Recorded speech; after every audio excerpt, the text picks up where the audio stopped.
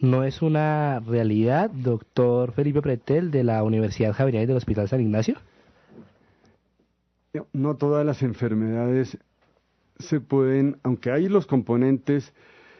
psico-neuro inmunológicos que inciden en todo este tipo de enfermedades, como decía el colega, migraña, no me voy a meter en osteoartritis, lupus eritematoso, etcétera, pero estas anormalidades, estas alteraciones van mucho más allá al aspecto inflamatorio, al aspecto inmunológico, es decir, por largo sobrepasa estos aspectos. En migraña, digamos, que en los cuales hay componentes inflamatorios, pero la solución no está mejorando el aspecto inflamatorio porque hay muchas más anormalidades que generan el dolor de cabeza y por eso podemos decir que el dolor de cabeza se puede tratar, migraña se puede tratar, hay muchas terapias que uno puede utilizar para aliviar a los pacientes, pero que uno puede decir con certeza que he curado al paciente con migraña,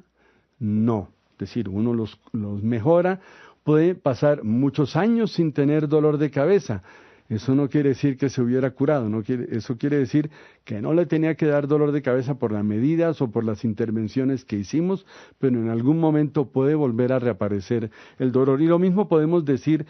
con estas enfermedades mucho más profundas, de mucho más impacto, como son Alzheimer, Parkinson, esclerosis lateral amiotrófica, que los aspectos inflamatorios,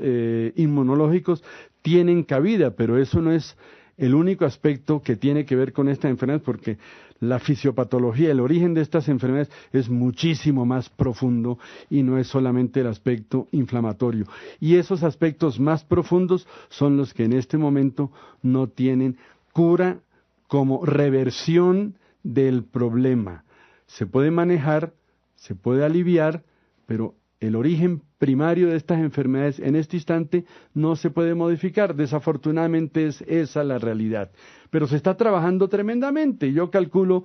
que en el curso de unos 10 años, 20 años van a aparecer terapias mucho más específicas, mucho más directas para la mayoría o muchas de estas enfermedades que tenemos en este momento. Y más adelante precisamente vamos a abordar sobre cuáles son esas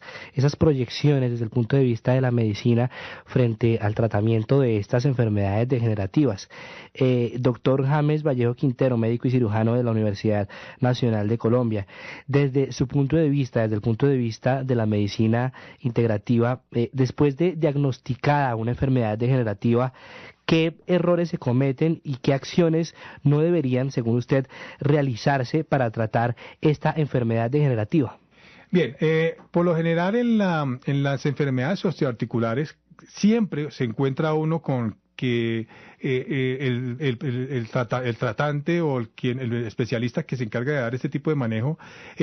confunde mucho la parte degenerativa con la parte inflamatoria. Entonces es verdad que muchos pacientes con inflamaciones articulares están siendo tratados con antiinflamatorios, cuando realmente lo que existe dentro de la cápsula articular es una degeneración del cartílago que está deshidratado y se está desprendiendo, y si no se recupera, pues obviamente no va a haber una mejoría. Entonces se puede sostener con el tiempo el proceso inflamatorio, pero no es una enfermedad inflamatoria, sino una enfermedad degenerativa. Esto igual ocurre con el sistema inmunológico. Vemos sinusitis y vemos rinitis que desde una perspectiva muy nuestra de la medicina integrativa son muy típicas del sistema inmunológico cuando está disminuido o cuando está comprometido. Aún así, en la medicina convencional no se hace el abordaje del timo o el órgano específico de manejar estas enfermedades inmunológicas y más bien se enfocan en los síntomas. Entonces, si hay una rinorrea frecuente, se utiliza un medicamento antihistamínico, o sea que disminuya la rinorrea o el moco o el flujo nasal, o se disminuya esos síntomas de obstrucción, pero realmente allí no estamos haciendo nada sino dañando por lo general la mucosa paranasal y la mucosa completa, que termina por enmascarar un Sjögren o un síndrome de resequedad, no solamente en las mucosas gástricas sino generales. Doctor Felipe Pretel, de la Pontificia Universidad Javeriana y del Hospital San Ignacio, ¿pueden existir, como lo señala el doctor Vallejo, acciones de la medicina contraproducentes en los tratamientos? Digamos, de hecho en neurología uno ve que si hace un manejo sintomático, voy a poner el ejemplo de la migraña, si uno hace un tratamiento exclusivamente a expensas de analgésicos, rutinariamente analgésicos para el dolor, la ingesta incrementada de analgésicos puede producir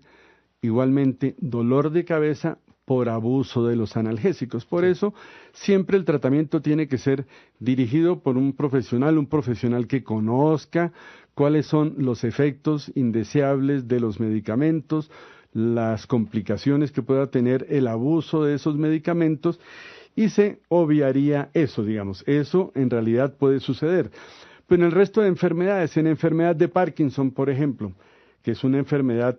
demasiado molesta, incómoda, progresiva, con un impacto social,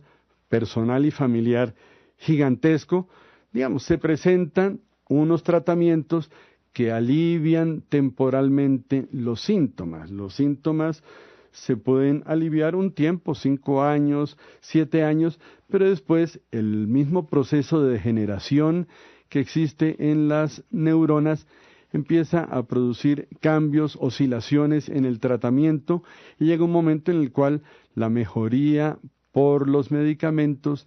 es reducida, es transitoria, es evanescente, y hay necesidad de recurrir eventualmente a otros tipos de tratamiento. Eso en cuanto a enfermedad de Parkinson. Si hablamos en enfermedad de Alzheimer, el punto es que los medicamentos en los cuales tenemos posibilidad de utilizar ahora, el beneficio es marginal, produce unas mejorías discretas en el comportamiento, en la memoria de estos pacientes, pero el manejo de todas estas enfermedades no es solo el manejo de la enfermedad como tal en un paciente determinado, es el manejo de todo su entorno social, es un manejo que debe involucrar a la familia, porque estas enfermedades